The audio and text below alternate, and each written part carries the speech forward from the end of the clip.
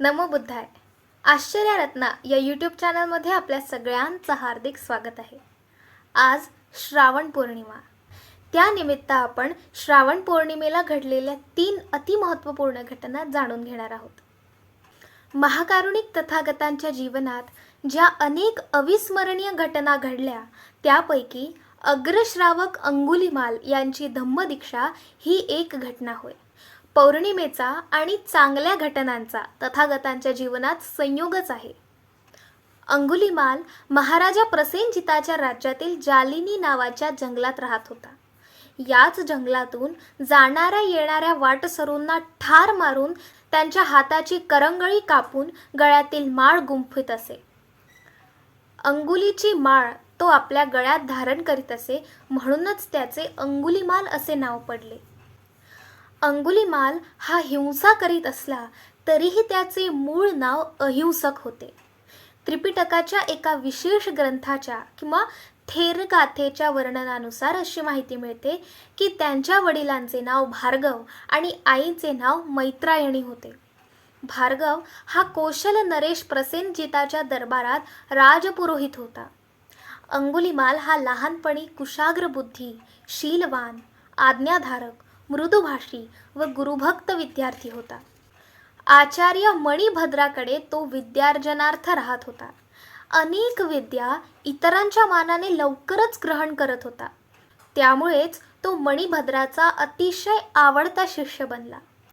पण काही गुरुबंधूंना गुरूंचे असलेले अहिंसकावरील प्रेम पाहावले नाही.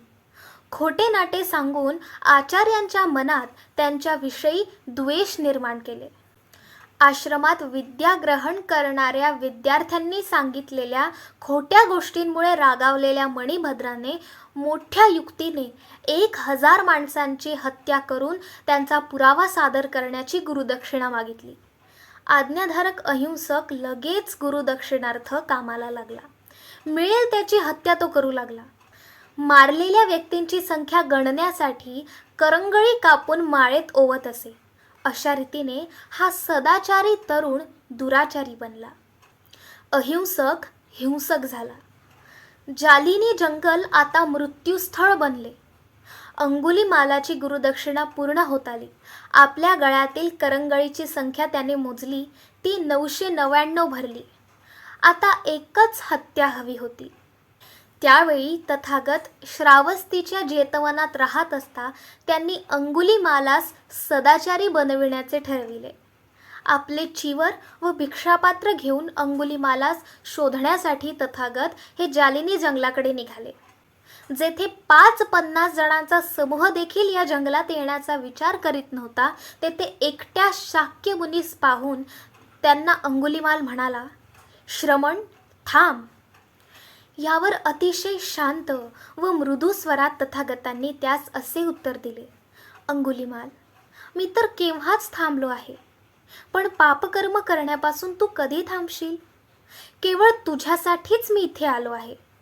दुष्कर्म करण्याचा आपला व्यवसाय तू सोडून देशील काय? तुला मी आपलासा करावा व सदाचाराच्या मार्गावर आणावा म्हणूनच तुझ्याकडे मी आलो आहे. तुझ्यातील साधुत्व अजून काही मेलेले नाही. तुझ्या हृदयातील कुशलता अजूनही जिवंत आहे. जर तू तुझ्यातील सद्धम्मास संधी देशील तर त्यामुळे तुझ्यात फार मोठा बदल घडून येईल. तू स्त्री, पुरुष, बाल, वृद्ध वाटसरूंची हत्या करताना तुला त्यापासून काहीही लाभ होणार नाहीये. रोजच्या रोज अधिकाधिक पापाचे धनी मात्र बनत आहेस." यावर अंगुलीमालाने असे म्हटले की "मग मी काय करू भगवंत?" तेथील एका वृक्षाकडे अंगुली निर्देश करून तथागत अंगुलीमालास म्हणाले, "त्या झाडाचे पान तोडून आण पाहू." तेव्हा अंगुलीमालाने त्या झाडाकडे त्वरित झडप घेऊन त्याचे एक पान तोडले आणि तथागतांसमोर धरून म्हणाला, "श्रमण, मी हे पान तोडून आणले आहे."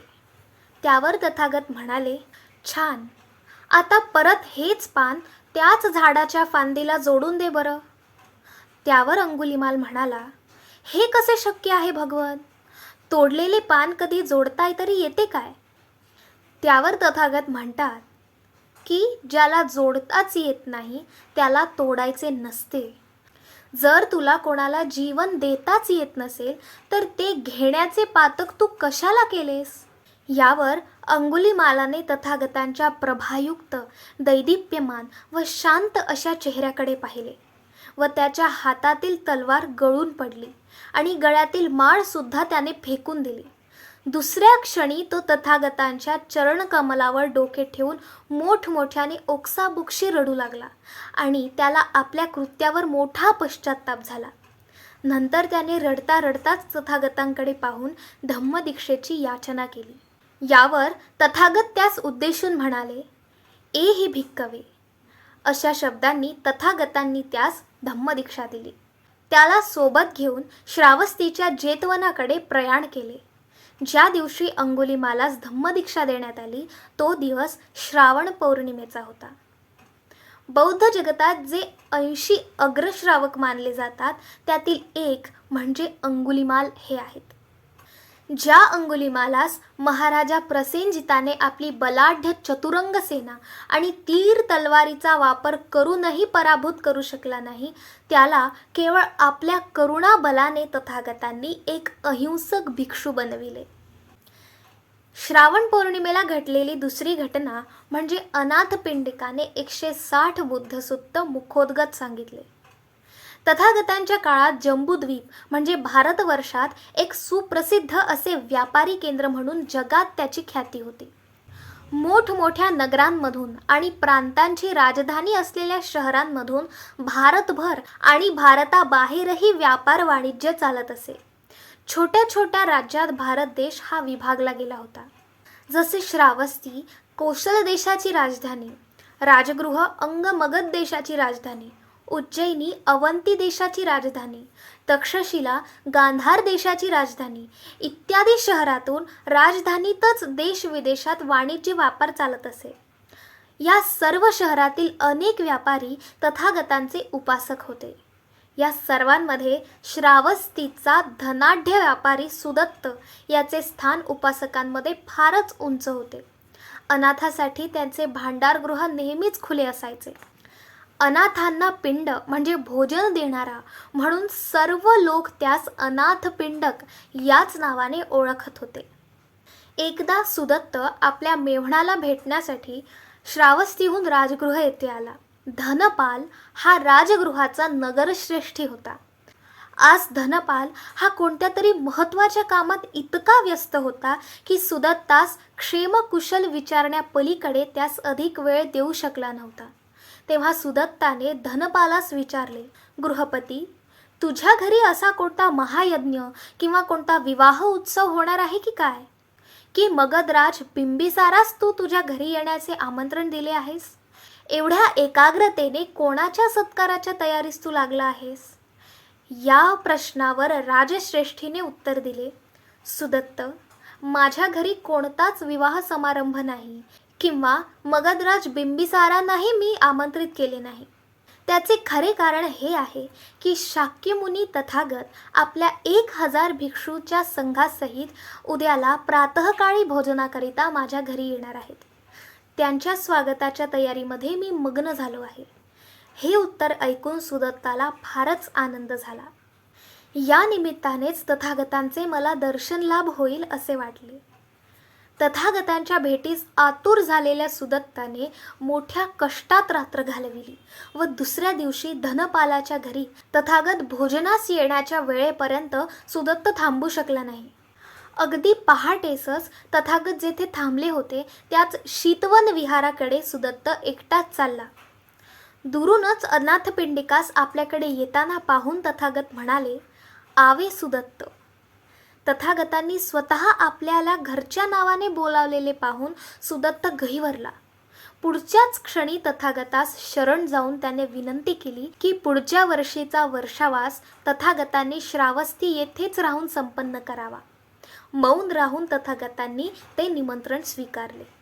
तथागत हे भिक्षू संघासहित श्रावस्तीत येणार म्हणून त्यांच्या स्वागताच्या पूर्वतयारीस सुदत्त लागला. पायी येताना तथागतांना व भिक्षू संघाचा जिथे जिथे मुक्काम पडणार याचा अंदाज बांधून त्याने त्या त्या ठिकाणी भव्य विहारे बांधलीत, बागा बनविल्या, विहिरी खोदल्या व वर्षावासाच्या कालावधीत राहण्यास श्रावस्तीमध्ये सुद्धा योग्य विहार बांधण्याचा विचार करीत होता. जागेचा शोध घेतला असता त्यास राजकुमार जेत यांची जागा पसंत पडली. त्या जागेच्या क्षेत्रफळाबरोबर सुवर्ण मुद्रा अंथरून त्यांनी ती जागा खरेदी केली आणि तेथे एक भव्यतम विहार बांधला.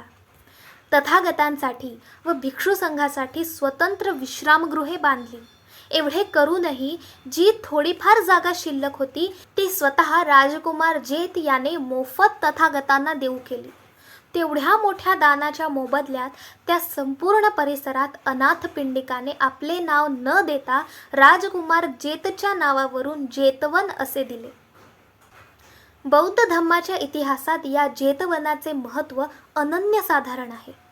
45 वर्षाच्या बुद्धत्व प्राप्तीनंतरच्या आयुष्यात तथागतांनी आपले 25 वर्षावास एकट्या श्रावस्तीत घालविले. विनयपिटकातील 300 शिक्षापदांपैकी 294 पद फक्त श्रावस्तीत उपदेशिली. संयुक्त निकाय आणि अंगुत्तर निकायाचे अधिकांश उपदेश जेतवनातच दिले. मध्यम निकायानुसार 65 सुत्ते श्रावस्तीतच त्यांनी दिली होती. अनाथ पिंडकाची तथागतांवरील श्रद्धा, त्याने केलेले धम्मदान यास बौद्ध इतिहासात अन्यत्र तोड नाही. अनाथ पिंडिकाने तथागतांना धम्मदीक्षेची विनंती केली होती. तेव्हा तथागतांनी त्यास गृहस्थ शिष्याची म्हणजेच उपासकाची धम्मदीक्षा दिली. तो दररोज 3दा तथागताच्या दर्शनास व धम्मदेसना ऐकण्यास जेतवनात जात असे. अनाथ पिंडिकाबद्दल तथागत एके दिवशी असे सांगतात की सुदत्ताने एका पौर्णिमेस म्हणजेच श्रावण पौर्णिमेस 160 सुत्त उपस्थित महिलांना मुखोद्गत सांगितले. त्याचे पाठांतर अद्भुत असेच होते. श्रावण पौर्णिमेला घडलेली तिसरी महत्त्वपूर्ण घटना म्हणजे बौद्ध धम्माची प्रथम धम्मसंगीती. तथागत सम्यक संबुद्धांच्या सर्व धम्मनियमांचे संगायन करणे, आचारसंहिता बनविणे, संघशासन अबाधित ठेवणे इत्यादी उद्देशाने तथागतांच्या महापरिनिर्वाणानंतर 3 महिन्यांनी प्रथम धम्मसंगीती राजगृह येथे भरविण्यात आले. अशा प्रकारे पुढे एकंदरीत 8 धम्मसंगीती भरविण्यात आल्या. ही प्रथम धम्म महासभा राजगृहाच्या वैभार पर्वतावरील सप्तपर्णी गुहेत संपन्न झाली होती. या प्रथम धम्मसंगीतीचे अध्यक्ष होते पूज्य भदंत महास्थवीर महाकाश्यप. तथागतांच्या महापरिनिर्वाणाच्या वेळी त्यांचे ज्येष्ठ शिष्य सारिपुत्त आणि महामोग्गल्लायन हयात नव्हते. त्या काळी लिपीचा शोध देखील लागला नव्हता.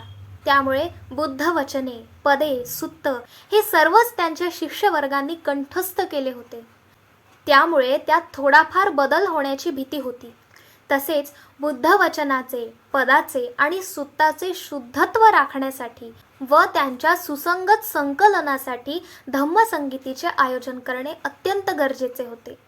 तसेच तथागतांच्या महापरिनिर्वाणानंतर सुभद्रासारखे काही भिक्षुगण नियमाचे काटेकोर पालन करीत नव्हते. आचरणात शिथिलता येत होती. त्याला प्रतिबंध करणे आवश्यक होते. पूज्य महास्थवीर महाकाश्यपांनी तथागतांचे सर्व धम्मनियम व विनयाचे संगायन केले. ही धम्मसंगीती सुमारे 7 महिने चालली. त्यात 500 अरहंत भिक्षूंनी भाग घेतला होता. याच संगतीत तथागतांनी सांगितलेल्या 84,000 उपदेशांना तथागतांच्या उपस्थितीतील शिष्यांकडून कंठस्थ करण्यात आलेले होते. या धम्म महासभेचे आयोजक मगध नरेश अजातशत्रू होते. भिक्षू संघात 4 स्तर मानले गेलेले आहेत. जे भिक्षुगण शिक्षण घेत असत त्यांना शैक्ष्य असे म्हणत. त्यांचा पहिला टप्पा सोतापन्न, दुसरा टप्पा सकृदागामी, तिसरा टप्पा अनागामी व चौथा टप्पा अरहंताचा मानला जातो. हे अरहंत लोक लोभ, द्वेष, मोह, मत्सर यापासून संपूर्णतः मुक्त असतात. ही धम्मसंगीती श्रावण पौर्णिमेच्या दिवशी सुरू होऊन सतत पुढे 7 महिन्यांपर्यंत चालली होती. तर या होत्या श्रावण पौर्णिमेला घडलेल्या 3 अति महत्त्वपूर्ण घटना. नमो बुद्धाय. धन्यवाद.